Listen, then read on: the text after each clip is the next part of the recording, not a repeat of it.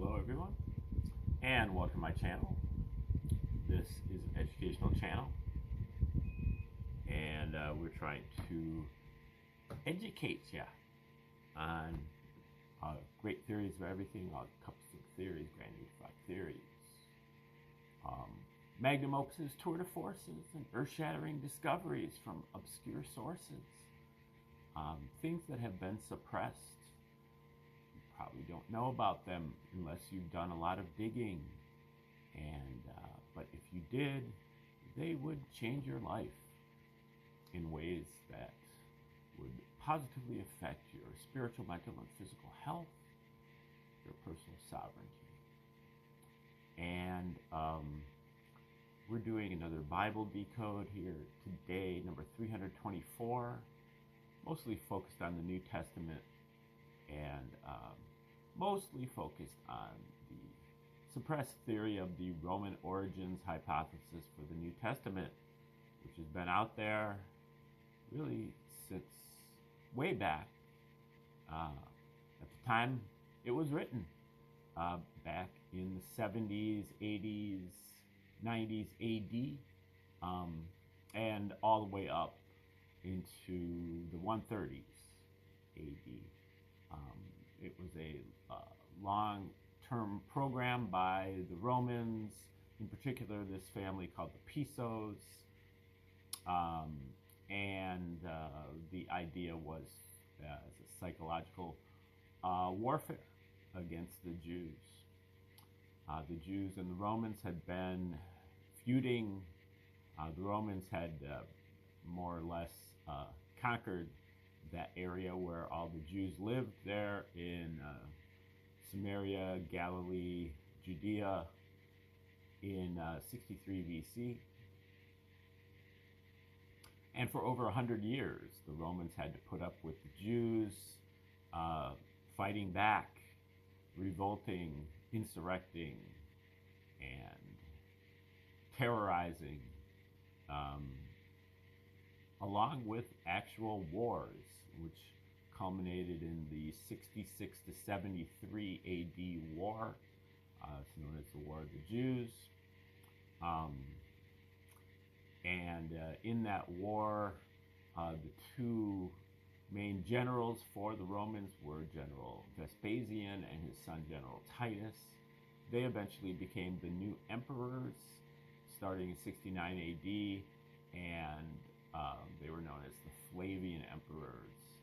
Both of these generals were actually wounded in battle, and they both had a kind of a long-standing desire to neutralize the Jews. They knew that one of the main causes of this uprising was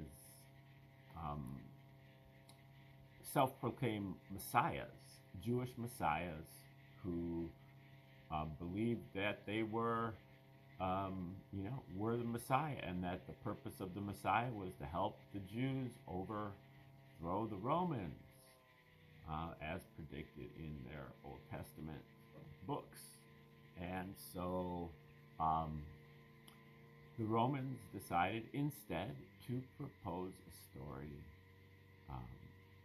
about a Jewish Messiah who was a Prince of Peace, and who believed in rendering unto Caesar what is Caesar's, and walking the extra mile with the Roman soldiers' heavy pack, and turning the other cheek to oppression, while at the same time going after his own people, the Jews, by overturning the tables of the Jewish money changers outside outer perimeter of the temple, and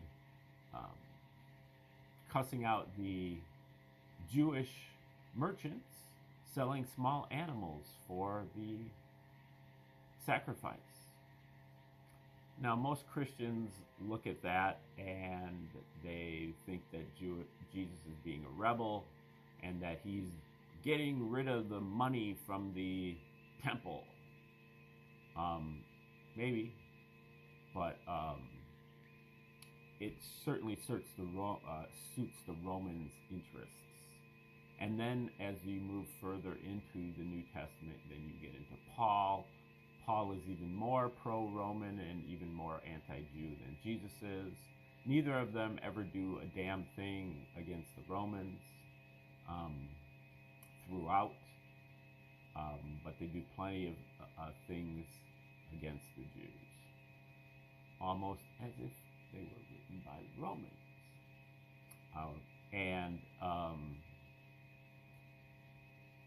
Yeah, so the basic idea was that they wrote the story of the New Testament and backdated the story by 40 years so that it was set in the reign of Tiberius in the early 30s, late 20s, early 30s AD. And then at the same time, they wrote a history of the war between the Romans and the Jews.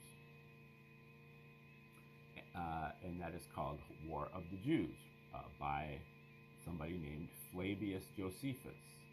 Flavius meaning he's coming from the Flavian dynasty of Caesars. And when you take a look at those two separate books side by side, the parallels are unmistakable, and it becomes rather obvious that they were written by the same people at the same time for the same reason. And so, given that we know that Flavius Josephus was an agent of the Romans, and we also know that the New Testament, in at least the Synoptic Gospels, were also penned by the Romans. One example is you can look at the 3-year military campaign of General Titus from 69 until 73, 3+ years, 69 until 73 AD. If you read about that in War of the Jews, you can follow him along. He goes from place to place, fighting battles, having other adventures, other circumstances that happened to him during his military campaign. And then you can track Jesus in his ministry, especially if you track it through the book of Luke. You will notice that every place that Titus goes, Jesus also goes. And they go to these places in the same order, and at each location, they encounter parallel events. Generally, the event that Jesus undergoes, he undergoes it in a symbolic manner, and then Titus undergoes it in a literal manner. And the events are spaced out by exactly 40 years. The things that happened to Jesus happened to Titus exactly 40 years later. And this is really like over 40 separate events. So not just a couple of events, a whole lot of them. And this is documented by Joseph Atwill in his books, especially Caesar's Messiah, the Flavian Signature Edition. Michael Menescatz also documents the startling parallels between the book of Luke and War of the Jews by looking for as many parallels as he could find. And he admits that he did not find all of them, but he found over 250 of them just in the book of Luke. And there are a number of them that will knock your socks off in terms of their depth and they're just how many motifs are parallel just in one short um, event, that may only take a couple of verses of your Bible. You might have 8 or 10 parallels between the description that's in the War of the Jews. And he actually graphed those, all of those parallels out on a chart, and it formed 5 almost perfect letters in Latin, APTVS. Latin being the emerging language of the Roman Caesars, and APTVS maybe meaning Arius, Piso, Titus, Vespasian, and an S.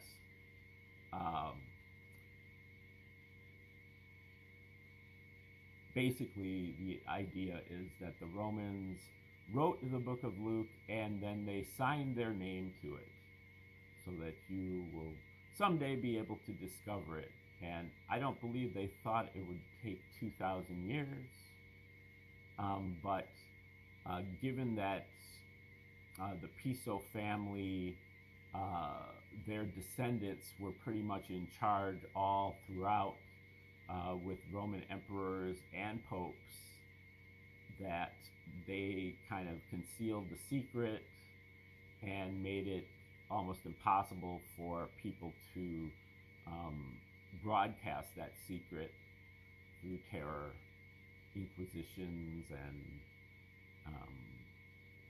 burnings at the stake, and things like that. And so anybody who did try to reveal it was doing so in code. And so that's kind of what we're looking at here. We're looking at a lot of the work of Roman Piso, who is a champion of the new classical scholarship. Now, he claims that he is a distant descendant of this powerful Piso family from ancient Rome, and that this secret was kind of passed down to him from generation to generation about the true origins of the New Testament. But his new classical scholarship goes a little bit beyond that, saying that he believes that all of the ancient texts, regardless of subject, whether it's religion or government or poetry or history or mathematics or astronomy, they are all written by the royal families and their agents or clients. There was no real diversity of thought at all.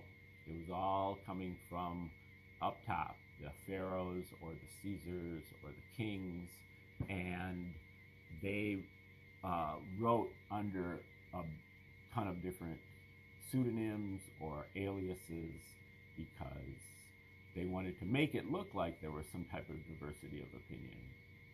And so these royals wrote in what he called the royal language, which was kind of a coded language where they would basically be able to keep the masses ignorant and duped, while at the same time informing their fellow elites about what was really going on or what the subject matter of whatever they were writing.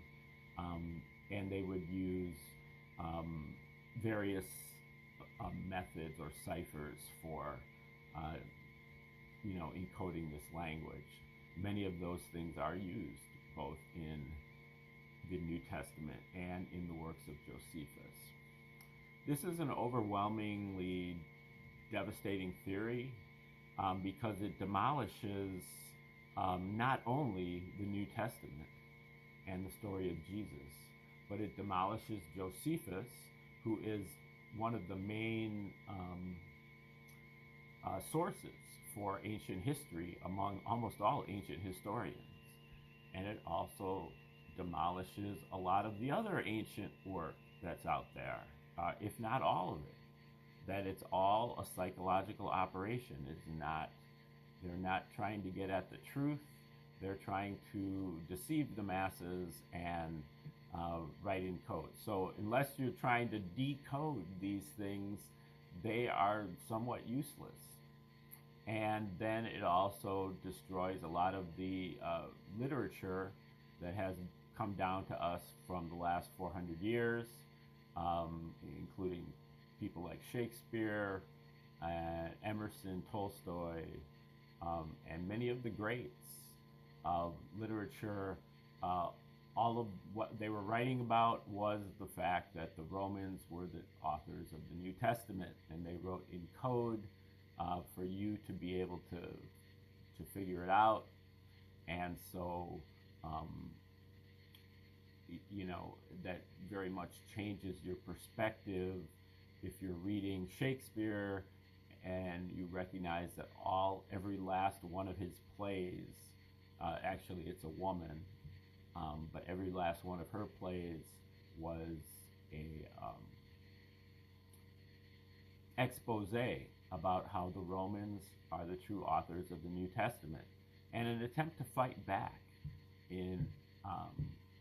on behalf of the Jews, because there was a Jewish woman named Amelia Bassano, who was the true author of Shakespeare.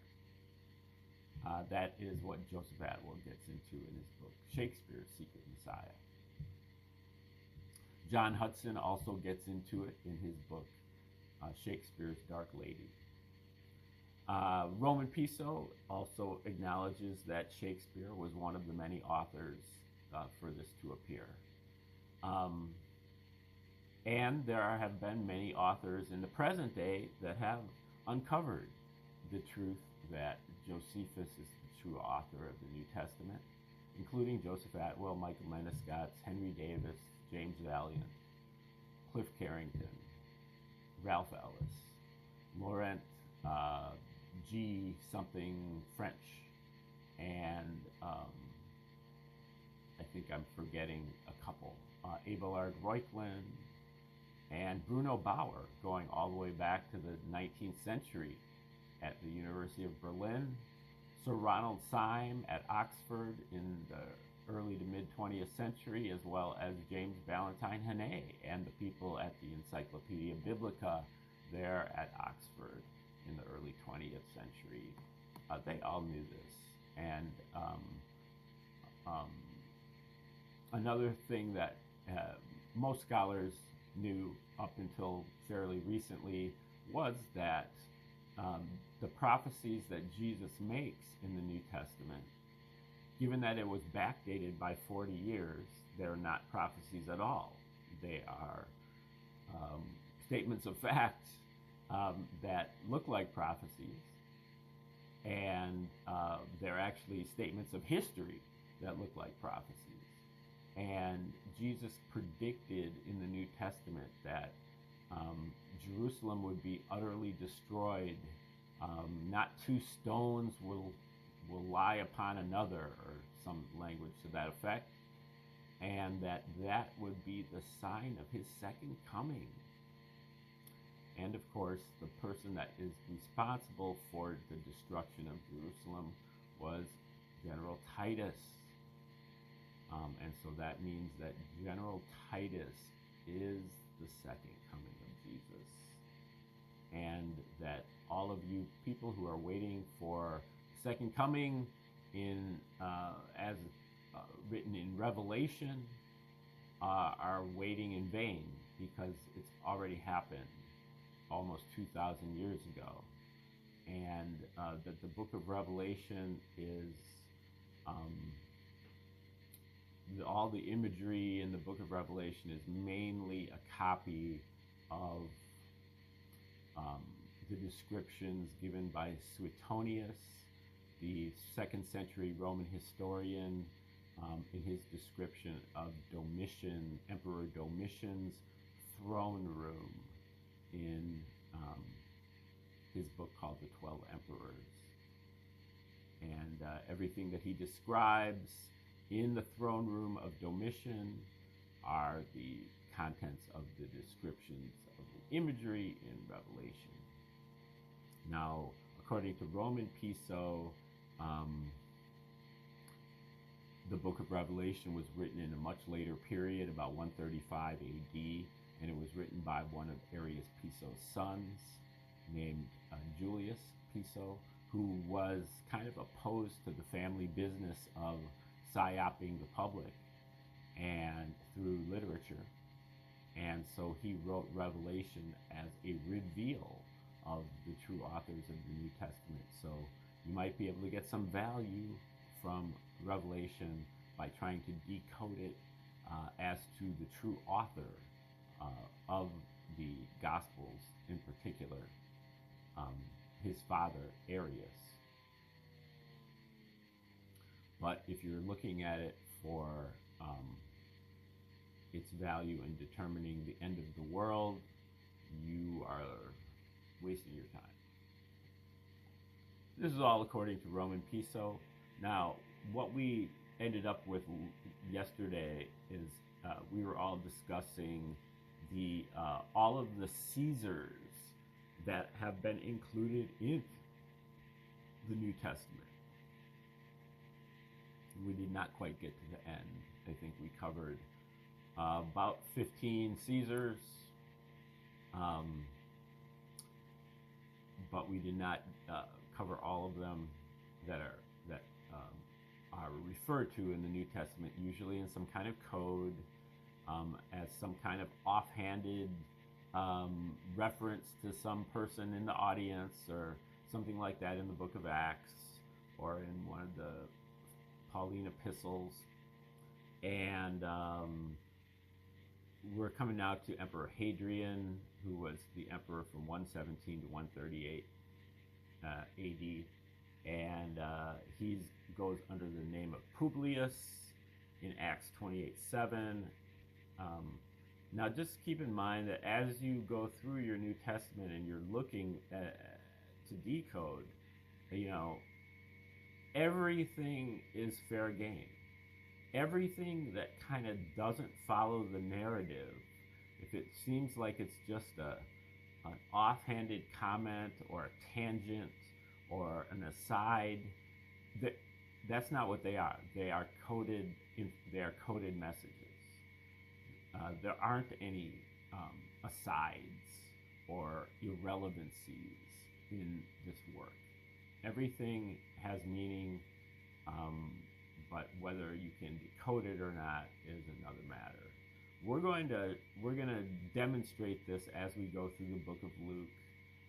Here, it's going to be a couple of months before I'm all ready to do that, but we're going to go through the book of Luke word by word and decipher the meaning based on all of the ciphers that we've covered so far, which has been about 10 or so, including the Dead Sea Scrolls, mythology, astrotheology, entheogens, numerology, sacred geometry, mystery schools, and or fertility cults, pornography, and of course the Roman origins hypothesis. Okay, now we come to the next emperor, Emperor Antoninus Pius, who was also known as Suetonius and known as Pope Pius I, and he was the ruler of the Roman Empire from 138 until 161 AD. It doesn't say here where he is located, though, in the New Testament. So I guess I'll have to get back to you on that one. The next emperor is Emperor Marcus Aurelius, 161 to 180 AD, and he's referred to, even though he was just a young child at the time that Revelation and some of these other books of the Bible were written. Let's see. Okay, he says Aurelius's name. We know that this is Antoninus Pius and not Marcus Aurelius because of when this was written into the New Testament. It was before Marcus Aurelius was born. Apelles, Apelles, is the term that's used for Marcus Aurelius. That's switching around the P's and the R's, and then adding or subtracting a vowel or two, which are all within the rules of this this royal language. So this is located in Romans 16:10.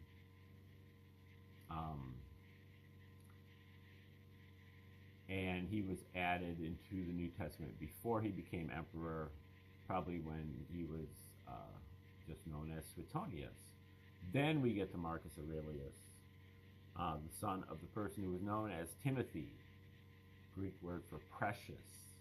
So he's referred to as precious in Revelations 18:4 and 18:16, Hebrews 13:4. These are the last books of the New Testament to be written, both after the Bar Kokhba revolt, which was known as the Second Jewish War from 132 to 135 AD, and at that point, Marcus Aurelius was a young boy, I believe. Timothy, who was Marcus Aurelius' father, was Julianus Piso. I believe that he is the son of Justus Piso, who was the author of, co-author of a lot of the Pauline epistles, and the son of Arius Piso. So we're way at the great grandchildren of Arius Piso by this point. And that's in Acts 17:14 and 17:15. The reference, I guess, to Timothy, who is Marcus Aurelius' father.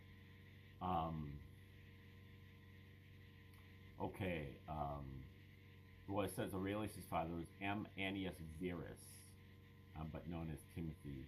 We're saying that's an alias for Julianus Piso. Okay. Talks about some of Arius's wives and his family members. Second wife was at Alexandria, and he has a son named Alexander, who also appears in the New Testament as Andrew, found in Matthew 4:18, Matthew 10:2, Mark 1:16, Mark 1:29, Mark 3:18, Mark 13:3, Luke 6:14, and then John 1:40, as well as John 1:44, John 6:8, John 12:22, and Acts 1:13. Now you can get your Bible out and look at this stuff to see what you think of these. It probably will enrich your understanding of the New Testament, because these are mainly people that are just in there at random. Now Andrew, I guess this is the Andrew that is the brother of Simon Peter, one of the fishers, and the first recruits of Jesus. And so, yeah, that right there early in Matthew and Mark, and Luke and John. So that's probably who that is. You may have also been the person that, and so that's referring to Alexander Piso, one of the sons of Arius. You may also have been the person mentioned as kinsman of Paul, who is called Andronicus in Romans 16:7. And that's also interesting because one of Shakespeare's plays is called Titus Andronicus. Besides giving Arius Piso as the author of Luke, Julius Piso uses revelation to reveal many of Arius Piso's aliases and pen names. He may have even attempted to transplant another person's. This is Arius got his leg mauled in the war. I believe in the Jewish War, First Jewish War, and it says he tried to be replaced. He got his ear cut off as well, which is reminiscent of the incident with Simon Peter cutting off the ear of one of the people that were kind of harassing Jesus at one point, and Jesus just kind of puts it back on.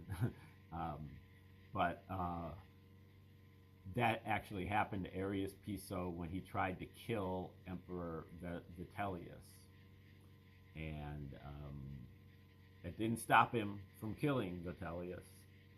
And then eventually that made Vespasian the new emperor in 69 AD. So this happened, and then they put kind of a anecdote of that into the New Testament. Okay,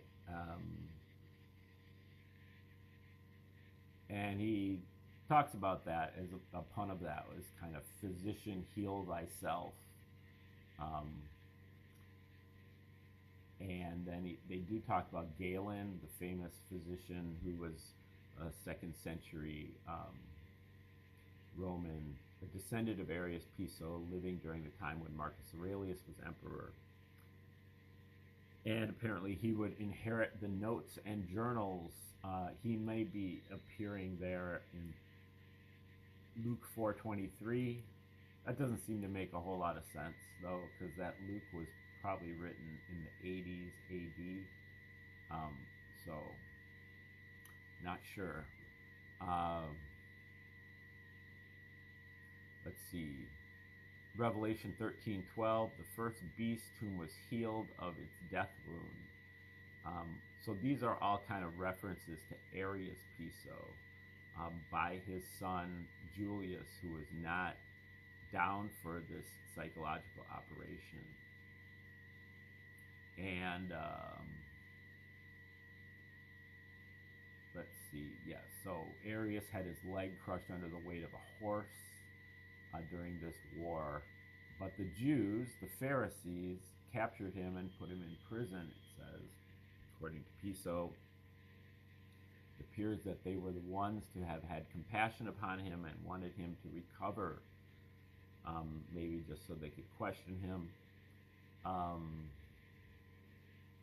He gets into this biblical dynasty. He talks about how the book of Genesis was written by the 12th dynasty of the Egyptians, Pharaoh Ep, also known as Adam, and then Adam's son Seth was Pharaoh Sesostris.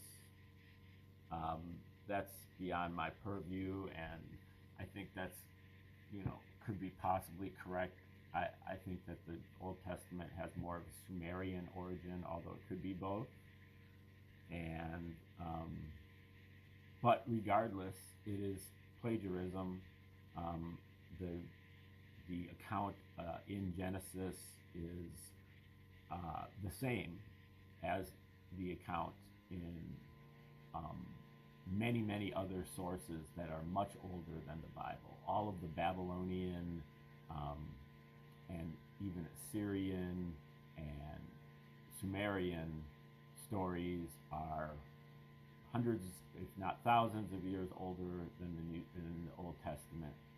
And they have the same stories: Adam and Eve, Noah's Ark, Cain and Abel,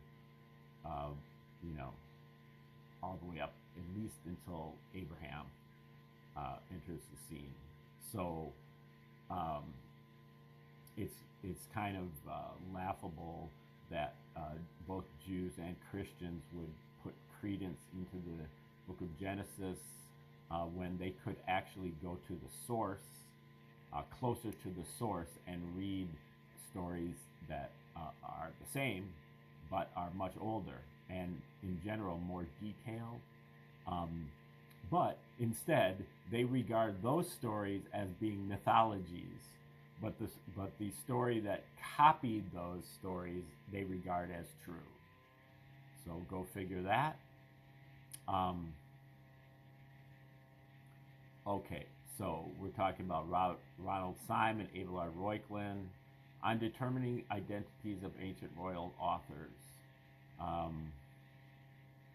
It gives a demonstration of determining authorship and family relationship by examining the evolution of the story King Arthur. Reuchlin thought that the descendants of Arius Piso had died out in the 11th century, made use of all the elements of all known languages. That's part of the royal language. They're using all of the languages, knowing that only the most educated elites would be able to understand, Hebrew or Aramaic or Sumerian or Phoenician if they were Latin or Greek. While most authors were only using one language. So thus anyone reading those writings in the one language and perhaps not knowing any other would not see or understand. Then he talks about letter exchange, making use of how Hebrew language worked. That means that all the vowels were fair game. They could disappear and reappear as different vowels. Numerical value letters. It's getting into this alphanumeric system of numerology. Invisible letters, passive rearrangement of this based upon Greek syntax, where there were no spaces between words, where names were given by using the last letters of one word in combination with the first letters of the next word. And so you can get all kinds of different permutations. A lot of these ancient Romans especially had several names already to start with, and they could change one around in many various different ways. And that way Arius Piso was able to have dozens and dozens and dozens of pen names, but his elite readers would know who it was. But the masses would remain none the wiser. Okay, so let's see, he's listing a bunch of names here. I think we've gone over a lot of this, a lot of the names that, although we're getting into more modern territory here as well, I'm not quite sure what this chart is like really referring to, but he's saying that like Pope Gregory II was the venerable Bede, Pope Gregory IV, Ninius, Pope Innocent II was Geoffrey of Monmouth, Pope Hadrian IV was Wace, Pope Clement VI was Dante, and Pope Gregory XI was Petrarch and Boccaccio. So yes. And I think we're going to stop right there. We might get into tomorrow a little bit about talking about the Eucharist, and also maybe talking about some pornographic jokes that are inserted into the New Testament. I'm not sure if that's where he's going, but we're almost done with Piso's notes, and then we're going to get into another cipher for the New Testament that I guess will be a secret, but we'll be uncovering it approximately 250 years after this person came on the scene.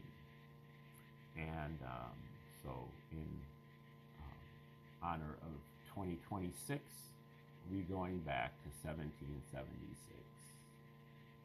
Actually, the writing that we're looking at is from a little bit later period, but this person came on the scene then in a big way in 1776. But before that, we're going to do at least, I think, one more day of this Roman Piso notes. And so thanks for tuning in today. Please like, share, subscribe, and comment as you see fit. Please come back tomorrow and learn more techniques for decoding your New Testament, and have a beautiful night.